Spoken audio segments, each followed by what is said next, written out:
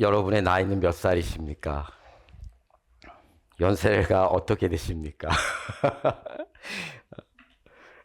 우리는 나이를 먹습니다. 나이를 먹었다.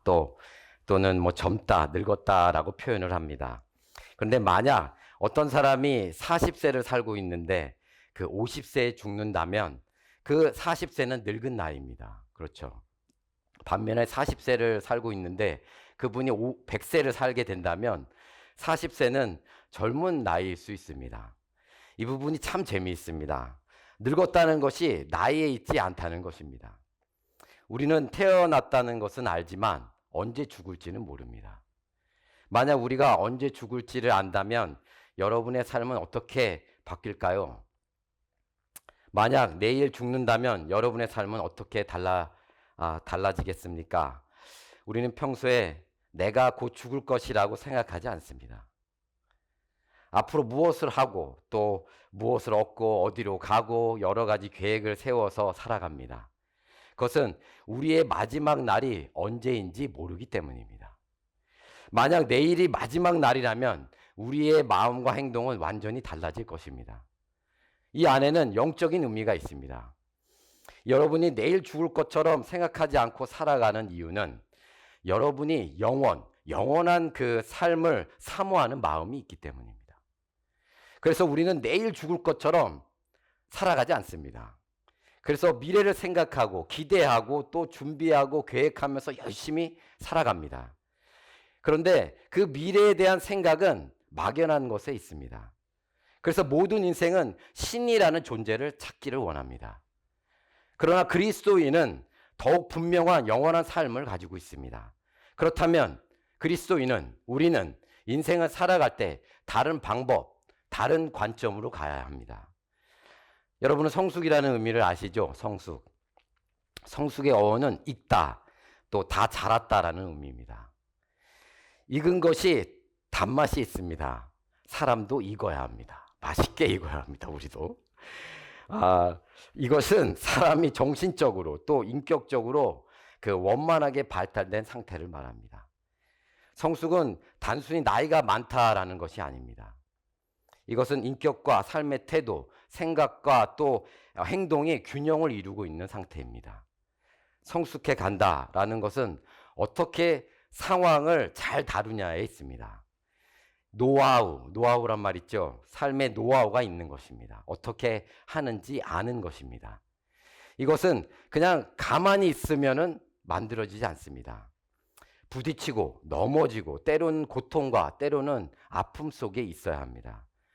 그런데 여기에서 여러분 안에 무엇을 가지고 있느냐에 따라 그 결과가 달라집니다. 그 결과가 영원할 수도 있고 그 결과가 사라지는 것일 수도 있습니다. 여러분은 인격적, 지적, 또 관계적인 성숙을 가져가고 있으십니까? 믿음이 없으신 사람들도 이 부분은 되게 중요하다고 생각을 합니다. 쉽게 말하면 어린아이인가 아니면 어른인가라는 말입니다. 우리는 솔직히 어른의 모습인데 가끔 어린이 같은 생각과 행동을 할 때가 있습니다. 예전에 제가 유튜브 동영상에서 이런 영상을 봤습니다. 야구장에서 되게 많은 사람들이 이제 야구를 구경하고 있는데 한 아이가 자기 자리로 가기를 원합니다. 근데 너무 사람들이 많으니까 갈 자리가 없었습니다. 그 방법이 없었는데 그래서 어쩔 수 없이 40대 중년 그 여자분께 양해를 구하면 비켜달라고 합니다. 그런데 그 여자분이 다리를 쭉 뻗고 있습니다. 그리고 아이의 말을 무시하고 있었습니다. 그 아이가 그 여자분의 다리 위로 넘어가게 됐습니다. 그랬더니 그 여자분이 기분이 안 좋았는지 다리로 그 아이 엉덩이를 팍 쳤습니다. 그래서 그 아이가 그 여자분을 보고 40대 중년 여자분을 보고 이렇게 얘기합니다. I am 11 years old. You are 80. Get a life. 그 아이는 중년 여자분한테 Get a life. 인생 좀 잘 살아라. 똑바로 살아라. 라고 이야기한 겁니다. 나이는 먹었지만 그 어린아이 같은 사람들이 많이 있습니다. 우리는 그러면 안 됩니다.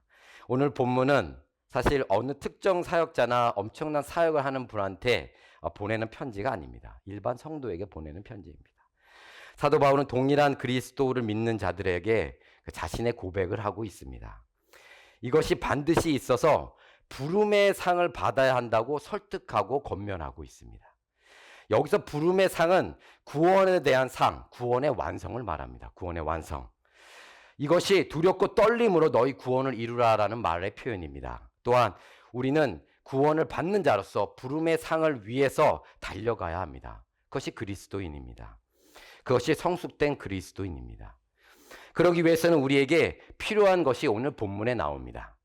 오늘은 인생 좀 잘 살자, 인생 좀 잘 살자라는 주제로 올바른 그리스도인이 어떻게 살아가야 되는지에 대해서 말씀을 증거하겠습니다. 자, 오늘 본문은 그러나라는 단어로 문맥을 이어가고 있습니다. 첫 번째는 4절에 그러나가 나오고 두 번째는 7절에 그러나가 나옵니다. 그러나라는 표현으로 사도 바울은 육신의 자랑은 아무런 유익이 없고 그리스도 예수를 아는 것이 가장 고상하다라고 말하고 있습니다. 7절하고 9절, 7절에서 9절 한번 읽어볼까요? 자, 그러나 무엇이든지 내게 유익하던 것을 내가 그리스도를 위하여 다 해로 여길 뿐더러 또한 모든 것을 해로 여김은 내 주 그리스도 예수를 아는 지식이 가장 고상하기 때문이라. 내가 그를 위하여 모든 것을 잃어버리고 배설물로 여김은 그리스도를 얻고 그 안에서 발견되려 함이니 내가 가진 의는 율법에서 난 것이 아니요 오직 그리스도를 믿음으로 말미암은 것이니 곧 믿음으로 하나님께로부터 난 의라. 아멘. 자, 여기에서 그 안에서 발견되는 것이 구원이 있는 사람들입니다. 구원이 있는 사람들. 이 구절에서 구원을 가진 사람들의 삶의 모습이 나옵니다. 다른 말로 하면 오늘 주제인 인생 좀 잘 살자의 답이 나옵니다. 여기서 구절을 서로 연결시켜야 합니다. 참고로 성경에서 장하고 절은 임의로 정해진 것입니다. 오리지널 원본은 그것이 없습니다. 자, 그 첫 번째가 7절에서 8절에 나옵니다. 7절에서 8절에 그러나 무엇이든지 내게 유익하던 것을 내가 그리스도를 위하여 다 해로 여길 뿐더러 또한 모든 것을 해로 여김은 내 주 그리스도 예수를 아는 지식이 가장 고상하기 때문이라. 아멘. 인생 좀 잘 살기 위해서의 첫 번째는 그리스도를 위하여 모든 것을 해로 여겨야 합니다. 해로 여겨야 합니다. 자신에게 유익했던 것을 다 해로 여기는 것입니다. 세상에서 기뻤던 것, 육신으로 살아갔던 것들이 이제는 유익한 게 아니라 해로운 것입니다. 해로운 것.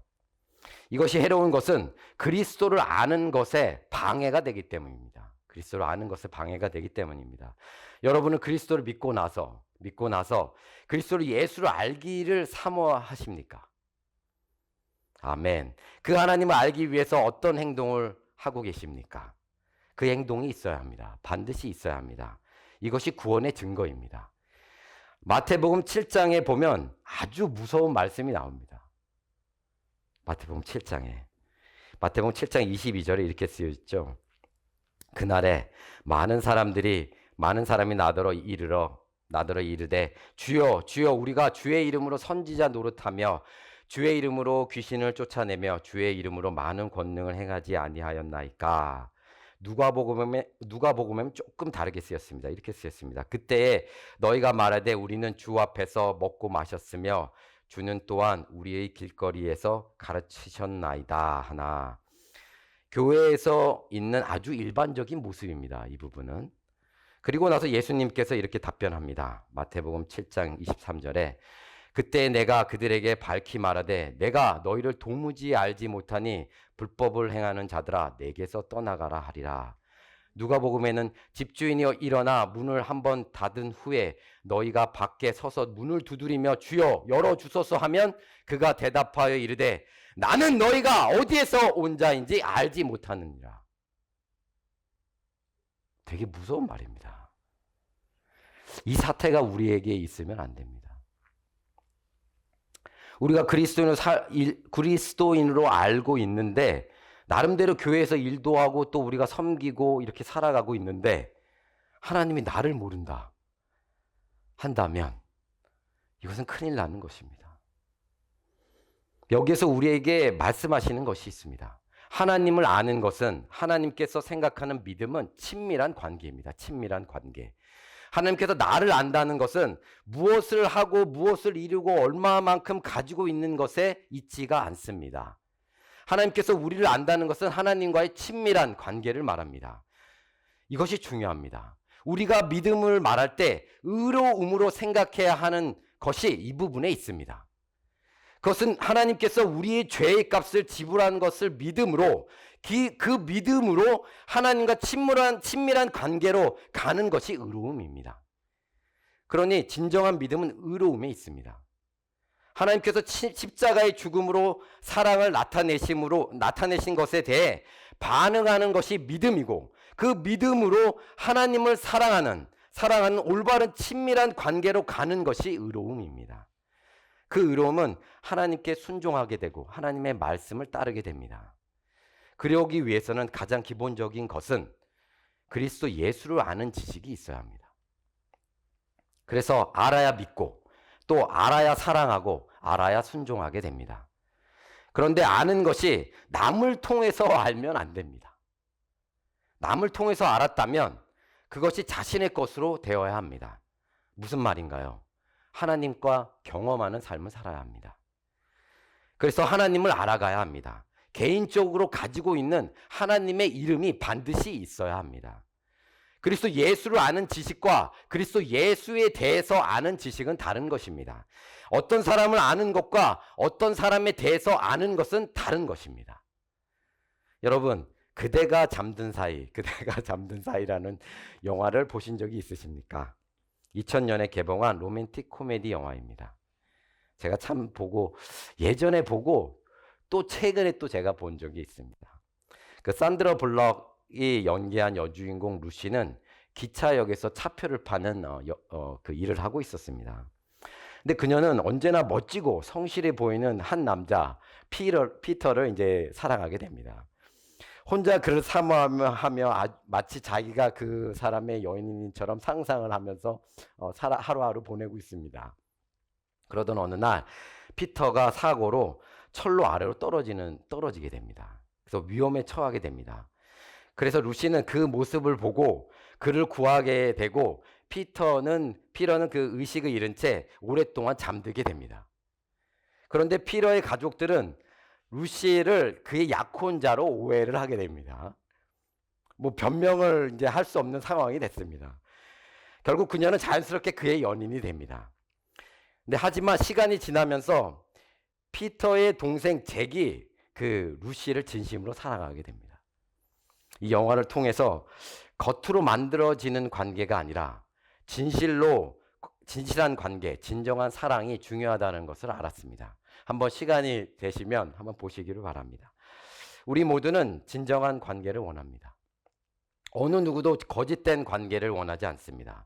그런 관계 안에는 참된 신뢰가 없고 외로움과 단절이 있습니다. 그러므로 그리스도 예수를 아는 것으로 진정한 사랑과 진실한 관계로 가야 합니다. 아는 것만큼 더 우리는 가까이 갈 수 있습니다. 개인적인 친밀한 관계가 하나님께 순종하게 되고 또 하나님의 말씀을 따르게 됩니다. 그러므로 그리스도 예수를 아는 지식이 가장 고상한 것입니다. 아멘. 자, 두 번째는 8절과 9절에 있습니다. 내가 그를 위하여 모든 것을 잃어버리고 배설물로 여김은 그리스도를 얻고 그 안에서 발견되려 함이니.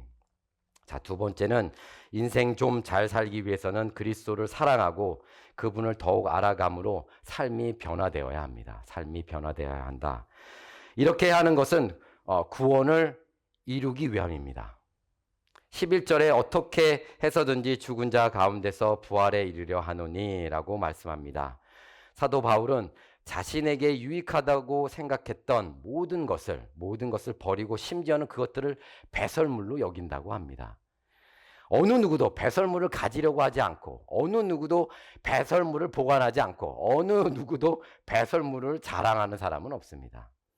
사도 바울은 자신에게 있던 세상에서 유익했던 것, 세상에서 누렸던 모든 것들, 또한 율법적인 자랑들을 모두 배설물로 여겨서 자신에게서 완전히 버리기를 원합니다. 그것은 그리스도를 얻고 그 안에서 발견되기 위함입니다. 세상의 것들로 채워지면 하나님을 얻을 수가 없습니다. 이 두 가지가 함께 가지 못합니다. 세상의 것들과 하나님의 것을 동시에 담을 수 없습니다. 우리는 그 마음에 진실함이 없는 것입니다. 같은 마음에 하나님을 담고 또한 세상의 우상을 담고 살아간다면 하나님이 주시는 축복을 우리는 온전히 누리지 못합니다. 마태복음 6장 24절에 이렇게 나오죠. 한 사람이 두 주인을 섬기지 못할 것이니 혹 이를 미워하고 저를 사랑하거나 혹 이를 중히 여기고 저를 경히 여김이라. 오늘 본문 빌립보서 3장에 버린다라는 표현은 말 그대로 버린다라는 표현도 되지만 그것에 대해 가치를 두지 않는다는 것에 있습니다. 가치를 두지 않는다. 예배하지 않는 것입니다. 예배. 그럴 때 그리스도를 우리는 얻을 수 있습니다. 그러기 위해서는 다시 그 하나님을 알아야 합니다. 그리스도를 얻기 위해서는 그 하나님을 알고 있어야 합니다. 제가 오래전에 저희 와이프를 만났을 때가 생각이 납니다.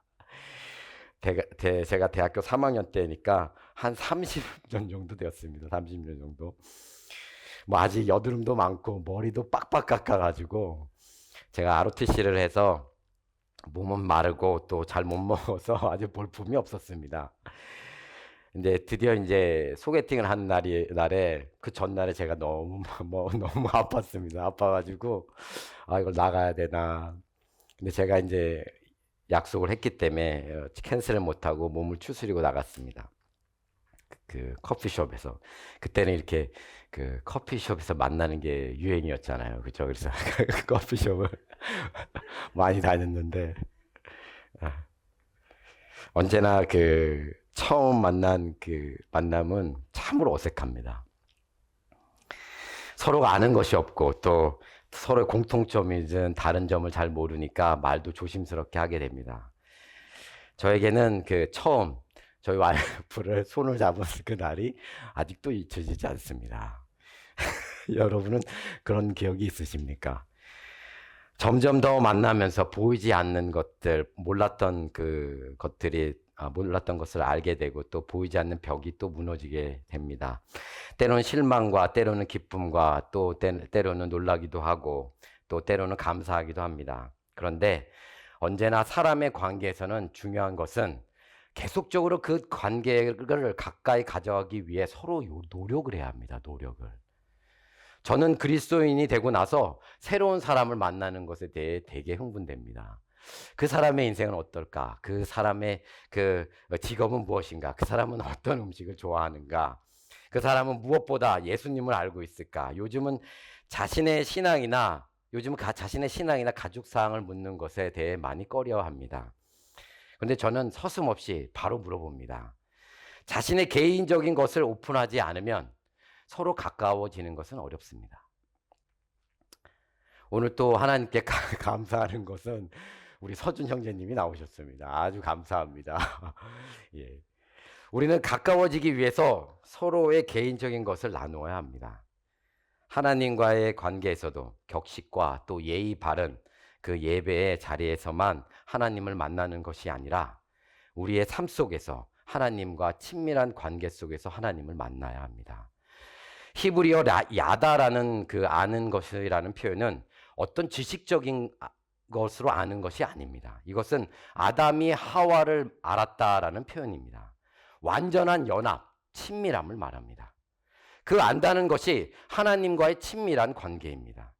그 관계성이 믿음에서 나오게 됩니다. 그것이 하나님께서 원하시는 의로움입니다. 의로움. 알아야지 면장도 한다라는 말이 있죠. 그리스도를 안다라는 것은 중요한 것입니다. 알아야 믿기 때문입니다. 더욱 알기 위해서는 우리는 벗겨진 상태로 가야 합니다. 우리는 화장을 하면 안 됩니다. 하나님 앞에 자신의 치부, 결점, 또 모난 것, 또 더러움, 단점 하나님 앞에 드러내고 하나님 앞에 나아가야 합니다. 어떻게 보면 이것이 죄에 대한 회개에 있습니다. 그 모난 것으로 우리는 하나님 앞에 담대히 나아갈 수 있습니다. 또한 하나님을 알기 위해서는 기본적으로 하나님을 아는 것을 소중하게 또 생각해야 합니다. 우리는 사랑하는 사람의 모든 것을 알기를 원합니다. 당연한 것입니다. 그러므로 예수 그리스도를 사랑함으로 그리스도를 더욱 알기를 우리는 사모해야 합니다. 그래야 그리스도를 얻을 수 있습니다.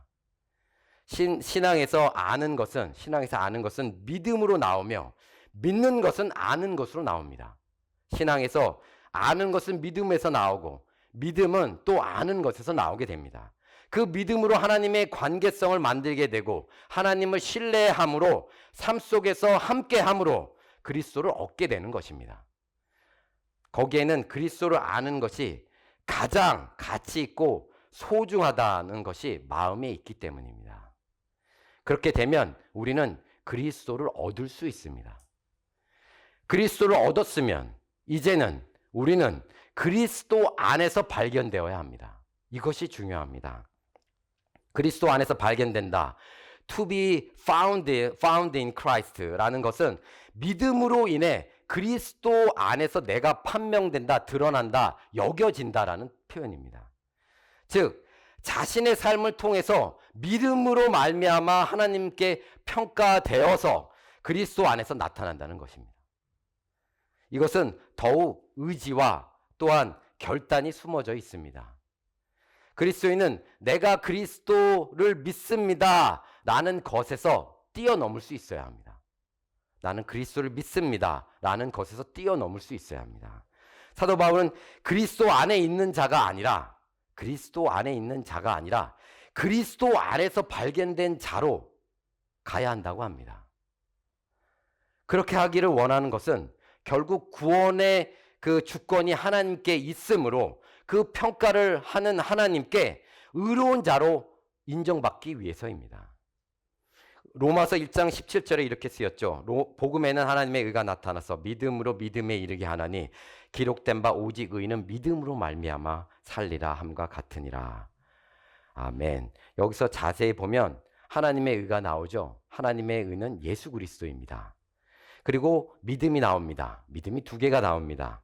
여기에서 두 개의 믿음은 믿음이 멈추지 않고 자라나야 한다는 뜻입니다. 믿음이 멈추지 않고 자라나야 한다.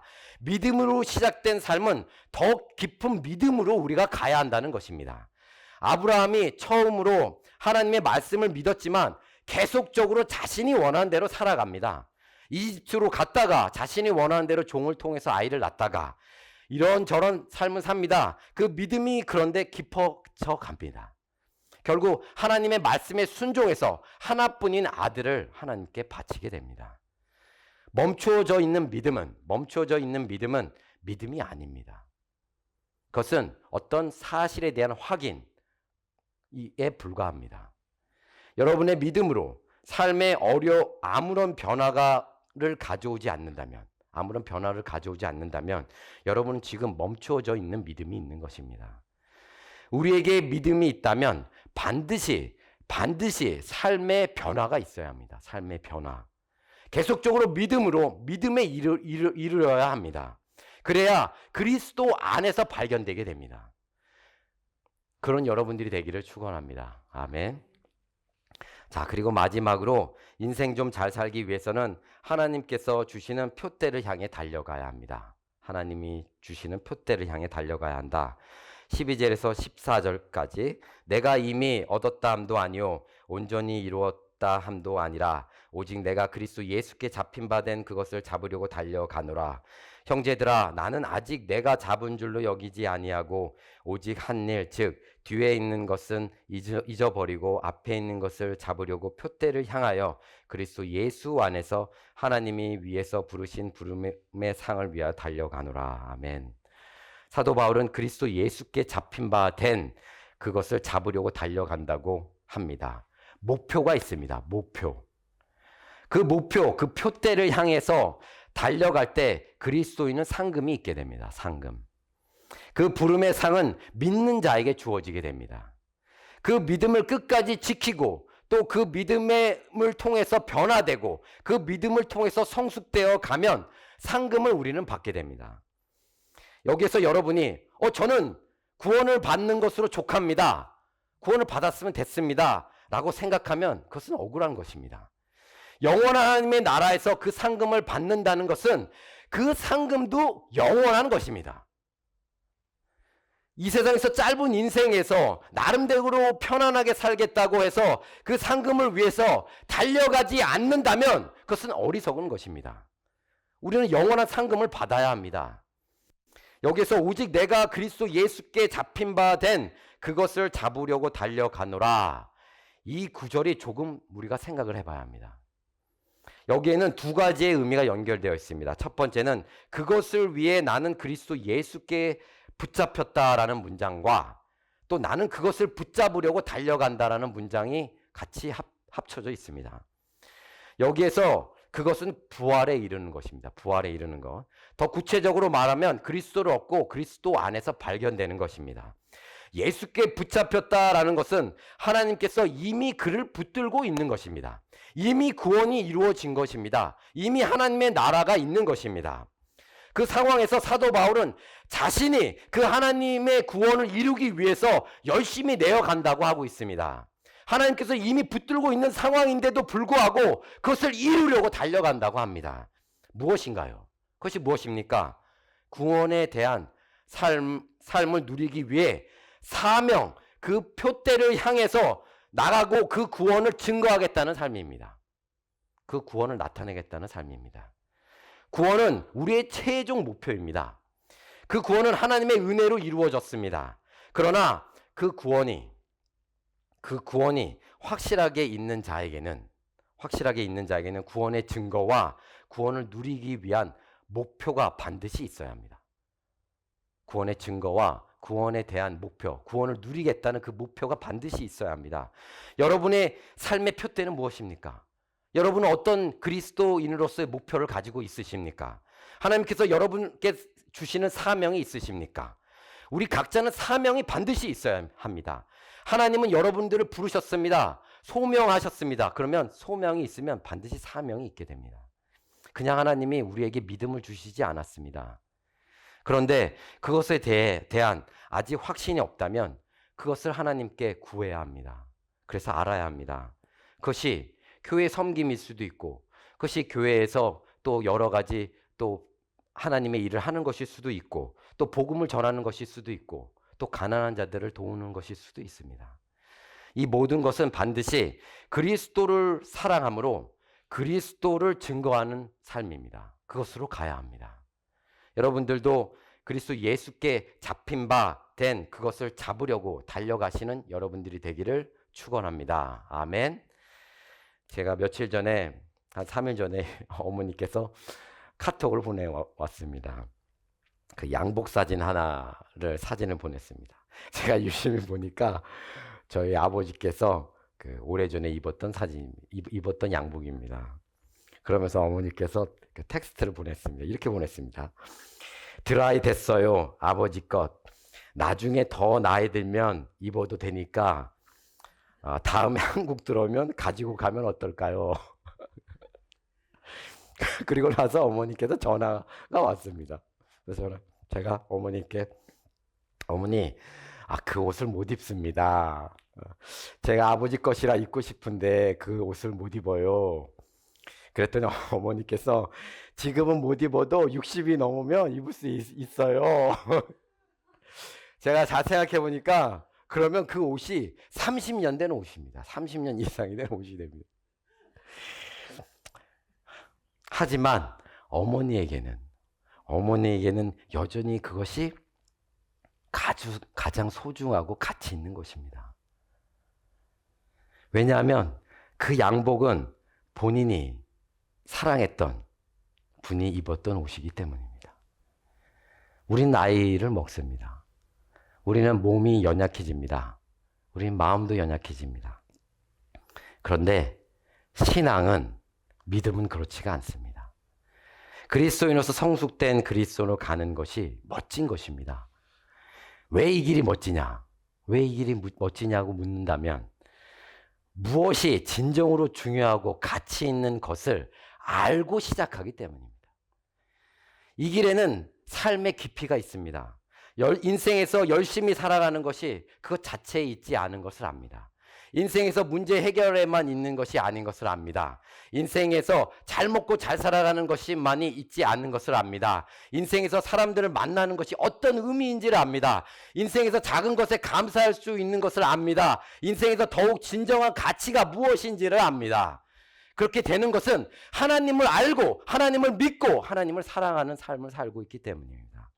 이것이 그리스도인의 풍부한 삶입니다. 주님이 이렇게 말씀하지요. 내가 온 곳은 너희에게 생명을 주고 더 풍성히 얻게 하려는 것이라. 아멘. 그리스도는 기본적인 인생이 아닙니다. 그리스도인은 인생 위에 더 풍성한 삶을 사는 것입니다. 그것이 그리스도를 얻고 그 안에서 발견되는 삶입니다. 아멘. 주님께서 우리에게 내가 너를 당체 모른다가 아니라 착하고 충성된 종아, 내가 너를 사랑한다. 이 사랑하는 아이야. 라고 부르시는 그 상을 받기 위해서 그 좁은 길을 가기를 축원합니다. 그리스도인으로서 그리스도로 보여야 한다는 것은 아주 상식적인 것입니다. 아주 상식적인 것입니다. 그것이 결국 구원의 증거이며 그 구원은 결국 하나님께서 주시는 부름의 상을 달려가는 것입니다. 그 구원의 길을 담대히 여러분들이 달려가시기를 축원합니다. 아멘.